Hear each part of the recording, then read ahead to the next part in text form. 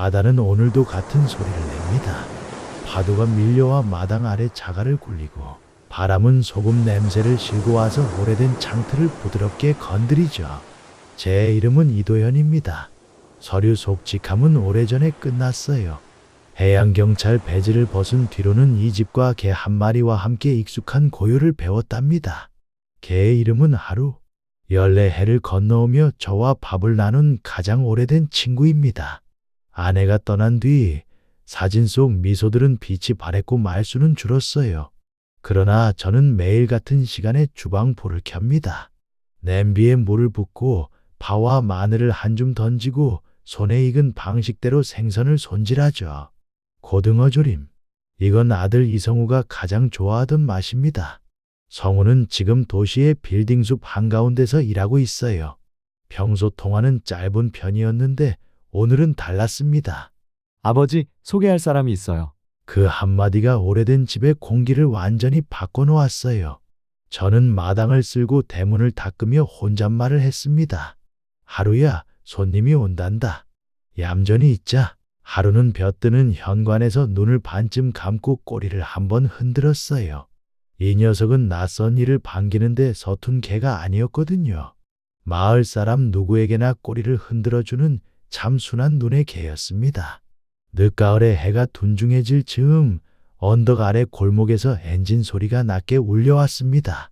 성우의 차가 대문 앞에 천천히 멈춰 섰어요. 조수석 문이 열리고 한미정이라는 여자가 내렸습니다.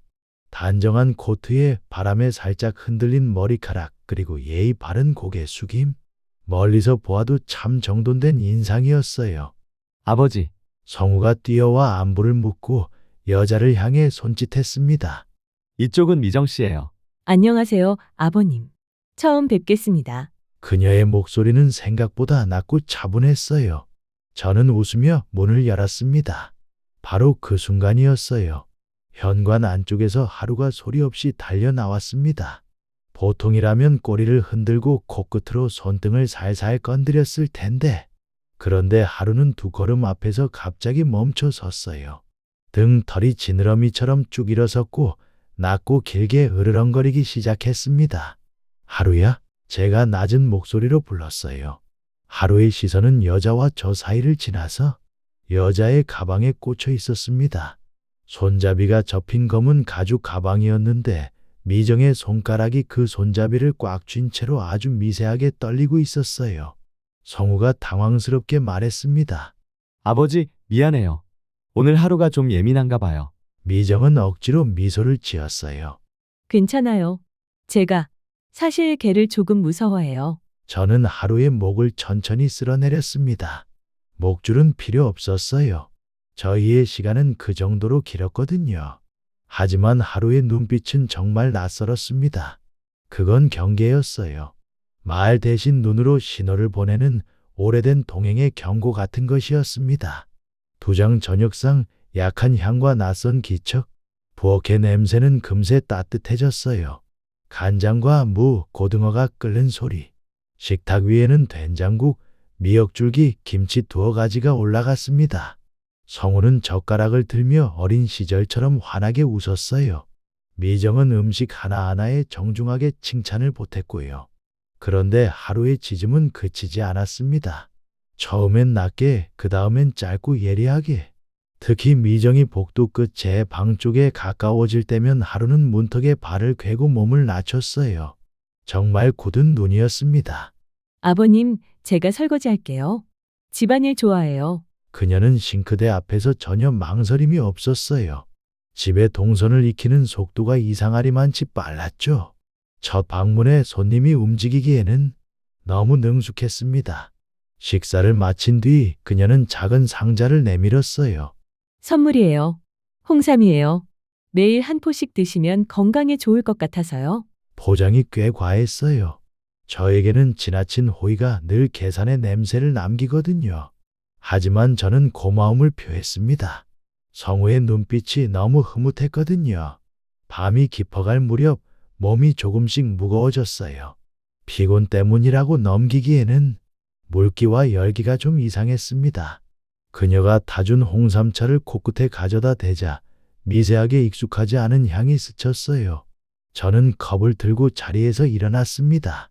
현관 앞에서 하루가 저를 올려다보고 있었어요. 그 눈빛은 한 가지 말을 하고 있었습니다. 먹지 마세요. 저는 싱크대에 컵을 기울여 붓고 한 번 더 물을 채워서 비웠어요. 그리고 창밖을 바라봤습니다. 바람이 방향을 바꾸는 밤, 오래된 경계심도 함께 방향을 바꾸는 법이죠. 다음 날 오전 성우에게서 전화가 왔어요. 아버지, 미정이 오늘 다시 인사드리고 싶대요. 어제 제대로 인사를 못 드렸다고 하면서요. 그리고 하루는 마당에 묶어두면 어떨까요?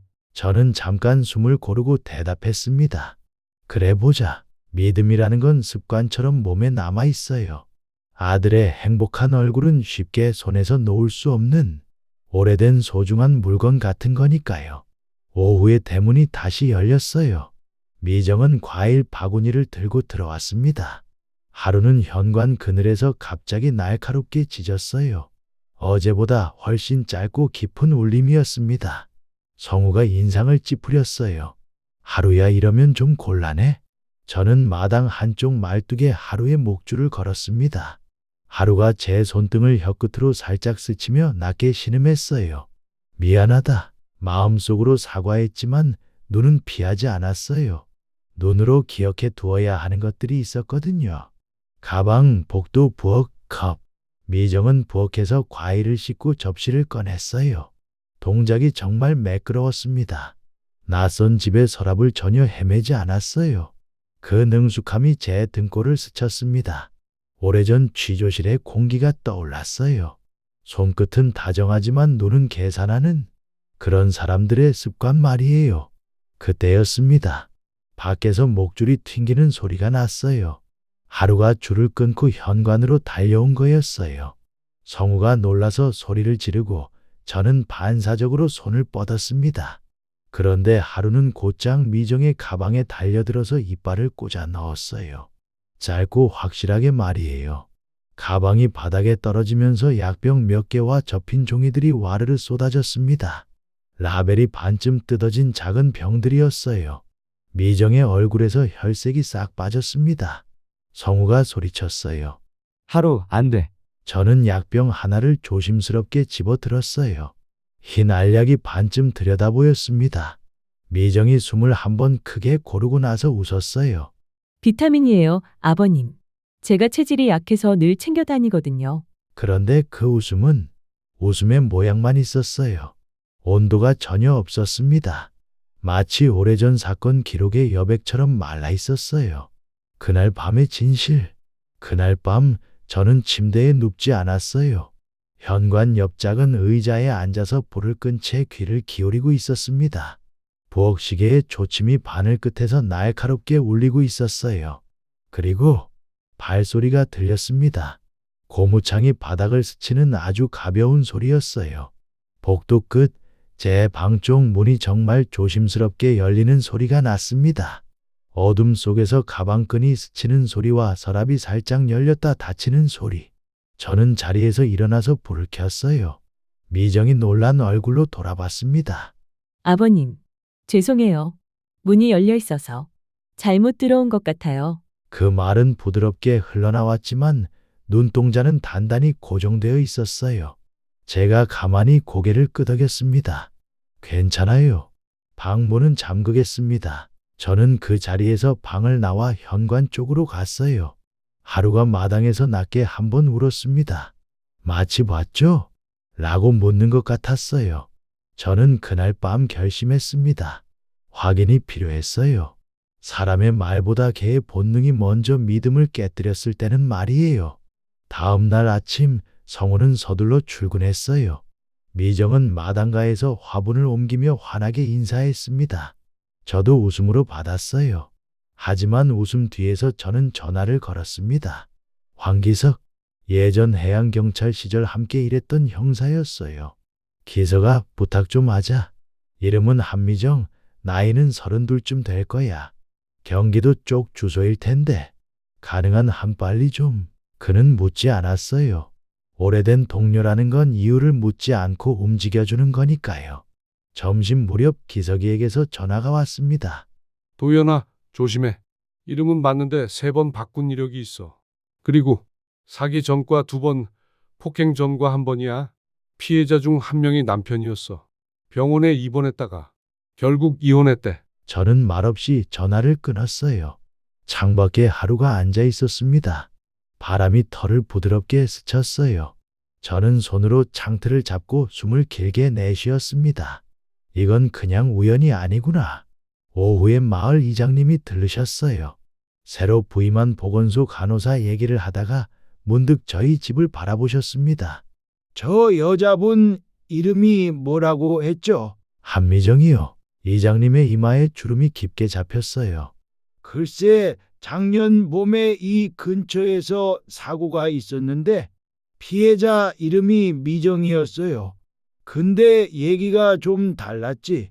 결혼한다고 내려왔다가 며칠 만에 돈을 챙겨서 사라졌다고 하더군요. 저는 그 말에 대답하지 않았어요.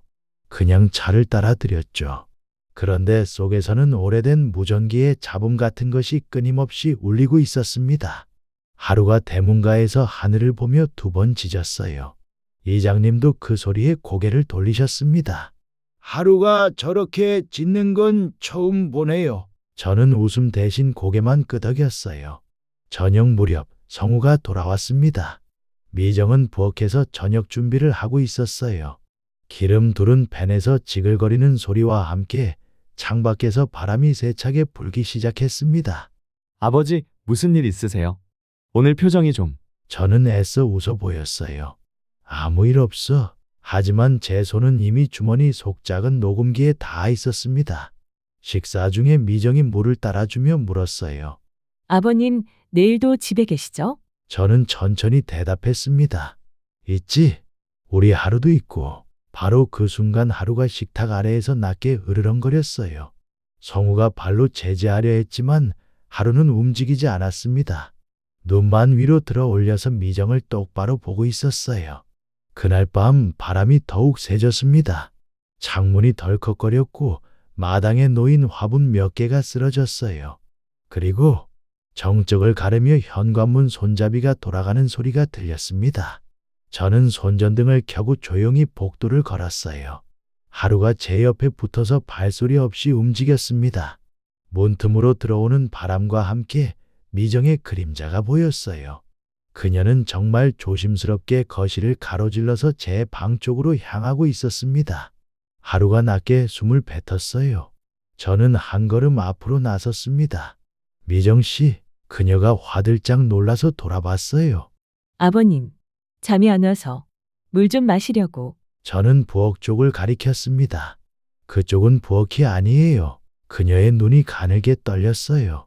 가방은 없었지만 손에는 작은 금속 열쇠 뭉치가 들려 있었습니다. 제 서랍 열쇠였어요. 바로 그 순간 밖에서 차가운 빛이 번쩍였습니다. 기석이가 약속대로 도착한 거였어요. 저는 현관을 열며 말했습니다. 경찰서로 가시죠. 얘기할 게 많을 것 같네요. 미정은 잠시 굳어있더니 갑자기 현관 쪽으로 달려나갔어요. 하지만 하루가 먼저 움직였습니다. 몸을 낮추고 길을 막아섰어요. 이빨은 보이지 않았지만 그 존재만으로도 한 걸음을 막기에 충분했습니다.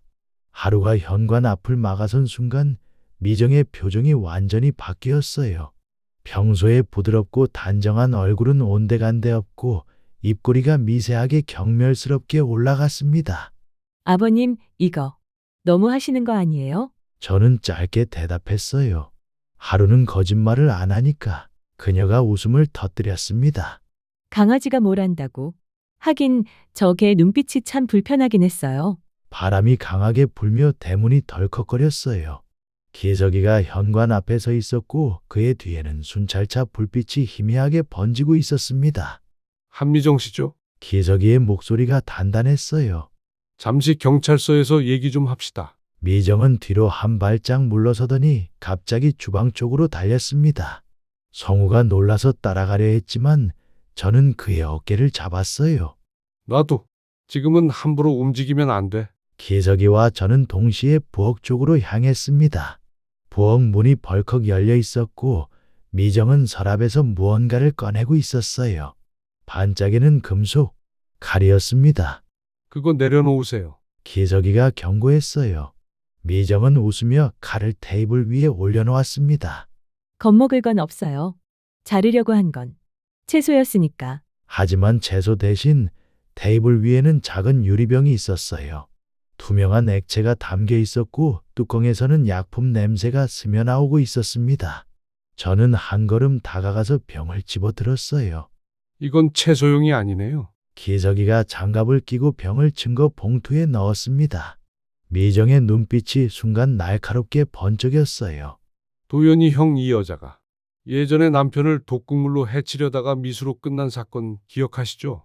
피해자가 증거를 못 잡아서 무혐의로 풀려났지만 기석이의 말이 끝나기도 전에 미정이 끼어들었어요. 아, 그 사람? 나한테 먼저 손댄 사람이라고요. 내가 뭘 했다고 그렇게들 몰아가요? 성우는 혼란스러운 눈빛으로 저와 미정을 번갈아 봤습니다. 아버지, 진짜예요. 이게 다 무슨. 저는 아들을 바라봤어요. 성우야, 사람의 말보다 행동을 봐라. 그리고 하루를 봐라. 하루는 여전히 미정을 똑바로 응시하고 있었습니다. 한 번도 눈을 떼지 않았어요. 그때 갑자기 전등이 깜박거리더니 꺼져버렸어요. 바람이 더욱 삼져지고 빗방울이 유리창을 세차게 때리기 시작했습니다. 정전인가 보네요. 성우가 중얼거렸어요. 아니야. 저는 고개를 저었습니다. 누군가 전기를 내린 거야. 기석이가 밖으로 나가서 확인하려 했는데 대문 근처에서 또 다른 그림자가 스쳐 지나갔어요. 형체는 뚜렷하지 않았지만 미정이 아닌 건 확실했습니다. 혹시 공범? 기석이의 얼굴이 굳어졌어요. 바로 그 순간 집 안 공기가 더욱 차가워졌습니다. 미정은 갑자기 웃음을 터뜨렸어요. 아버님, 이제 조금은 재미있어지겠죠? 저희는 즉시 모든 창문과 문을 점검했어요. 그런데 뒷문이 살짝 열려 있었습니다. 바람이 그 틈으로 밀려 들어와서 커튼이 흔들리고 있었어요. 기서가 뒷마당부터 봐. 저는 하루를 데리고 거실 한가운데로 갔습니다. 하루는 바닥을 킁킁거리며 냄새를 추적했어요. 그리고 부엌 쪽 구석에서 멈춰 섰습니다. 작은 발자국 자국이 젖은 물기 위에 찍혀 있었어요. 신발 크기로 보아 남성의 것이었습니다. 기석이가 돌아와서 말했어요. 발자국이 담벼락 쪽으로 이어져 있어. 공범이 확실해. 성우는 얼굴이 창백해졌습니다. 아버지, 경찰 더 부르자. 저는 고개를 끄덕였어요. 그런데 이미 폭풍과 바람 소리 때문에 전화 신호가 불안정했습니다. 지원이 오기까지는 시간이 좀 걸릴 것 같았어요. 미정은 소파에 앉아서 여유롭게 다리를 꼬았습니다. 결국 나를 믿지 않는 거군요. 좋습니다. 그럼 내가 나갈게요.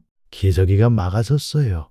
경찰차 올 때까지 아무도 못 나가요. 바깥에서는 바람이 울부짖었고 지붕 위로 뭔가 굴러가는 소리가 들렸습니다. 하루는 창문 쪽으로 달려가서 짖기 시작했어요. 그 짖음은 단순한 경고가 아니라 누군가 집 가까이 다가왔다는 신호였습니다. 저는 성우를 불렀어요. 부엌 쪽 문 지켜.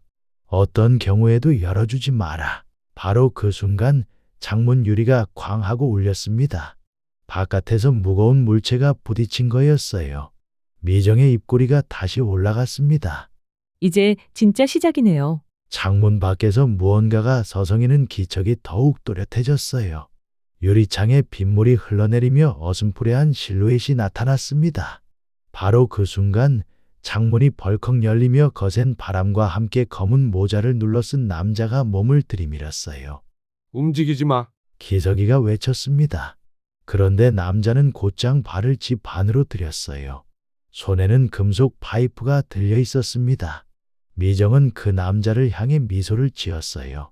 늦었네. 그 말에 모든 게 확실해졌습니다.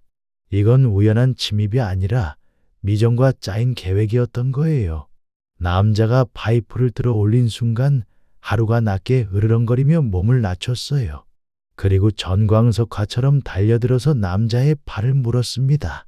파이프가 바닥에 떨어지고 남자가 고통에 신음하며 비틀거렸어요. 그 틈을 놓치지 않고 기석이가 남자를 제압했습니다. 저는 미정을 잡으려 했지만 그녀는 거실 반대편으로 뛰었어요. 미정 씨, 멈춰. 그녀는 대답 대신 주방 쪽 뒷문을 향해 달렸습니다. 그런데 하루가 다시 움직였어요. 이번에는 그녀의 앞을 가로막고 낮게 짖었습니다. 날카로운 소리가 폭풍 속에서도 또렷하게 울렸어요. 기석이가 수갑을 꺼내서 남자의 손목을 채우는 동안 저는 미정을 몰아붙였어요. 그녀는 벽에 등을 대고 숨을 고르며 저를 노려봤습니다. 당신이 뭘 알아요? 이 세상에서 살아남으려면 이렇게라도 해야 했다고요. 저는 짧게 대답했어요. 다른 사람 목숨을 밟고 서는 건 살아남는 게 아니지. 바로 그 순간 경찰 지원 인력이 도착했습니다. 손전등 불빛이 창문 너머로 번쩍였고 몇 초 뒤 문이 열리며 2명의 경찰이 들어왔어요. 미정은 체념한 듯 손목을 내밀었습니다. 하지만 마지막 순간까지 하루를 향해 날카로운 눈빛을 보냈어요. 두 사람 모두 순찰차에 태워져서 떠난 뒤 집안은 적막해졌어요. 빗소리가 점점 잦아들었고 부엌 한쪽에서 하루가 저를 바라보고 있었습니다. 저는 무릎을 꿇고 하루의 머리를 쓰다듬었어요. 잘했어, 녀석. 성우가 다가와서 말했습니다. 아버지, 하루가 없었으면 저는 고개를 끄덕였어요. 우린 지금 여기 없었을 거야. 기석이가 돌아오며 보고서를 접었습니다. 도연아, 내 개 덕분에 목숨 건진 거 평생 기억해라. 저는 웃으며 대답했어요. 하루는 내 가족이자 이 집의 눈이니까. 몇 주 뒤 마을 사람들은 이번 일을 두고 오랫동안 이야기를 나눴어요. 한미정이라는 여자는 사기와 폭력 그리고 심지어 살인미수 혐의까지 얽힌 정말 위험한 인물이었습니다. 그날 밤 함께 잡힌 남자는 그녀의 옛 공범이자 도주를 도운 사람이었어요. 하루는 마을의 영웅이 되었습니다. 아이들은 하루를 쓰다듬으며 용감한 하루라고 불렀고 어른들은 지나가며 간식거리를 챙겨주었어요. 하지만 저는 알고 있어요. 하루에게 영웅이라는 칭호보다 더 중요한 건 그냥 가족을 지킨 개라는 사실이라는 걸요. 어느 저녁 해가 지고 붉은 노을이 마당을 물들였어요. 하루는 대문 앞에 앉아 있었습니다. 지나가는 바람에 귀를 쫑긋 세우고 저 멀리 어둠 속을 바라보고 있었어요. 저는 조용히 그 옆에 앉았습니다. 괜찮아, 하루야. 이제 위험은 없어. 하루는 저를 한번 올려다보고 다시 고개를 돌려서 어둠을 지켜봤어요. 마치 언제든 또 올지 모를 위험을 경계하듯이. 그 눈빛을 보며 저는 알았습니다. 그날 밤 하루가 본 건 단순한 침입자가 아니라 거짓말로 숨겨진 진실이었다는 걸. 지금도 남해안의 그 작은 집에서는 평온한 일상이 이어지고 있어요. 이도현 씨는 여전히 매일 아침 바다를 바라보며 커피를 마시고 하루는 그 곁에서 꼬리를 흔들며 하루를 시작합니다. 성우는 이제 더 자주 집에 와요. 그리고 새로운 여자친구를 소개할 때는 반드시 하루의 반응부터 확인하죠. 하루가 좋아하면 믿을 만한 사람이야. 그것이 이 가족의 새로운 규칙이 되었어요. 어떤 이들은 말할지도 모르겠어요.